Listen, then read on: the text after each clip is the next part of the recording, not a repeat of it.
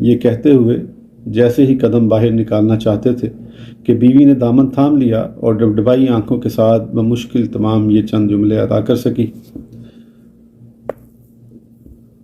میں خانہ کوثر کی طرف بڑھنے والے کو کون روک سکتا ہے؟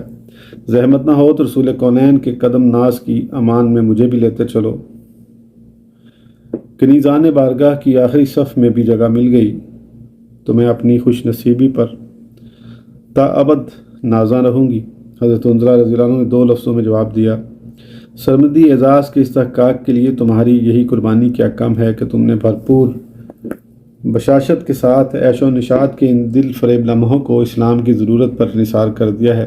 یقین رکھو گلشن جاوید کی طرف میں تنہا نہیں جا رہا ہوں، تمہارے ارمانوں کا کارواں بھی میرے ہمراہ ہے۔ اچھا اب اجازت دو، خدا تمہارے صبر و شکیب کی عمر دراز کرے۔ یہ کہتے ہوئے حضرت عنزلہ رضی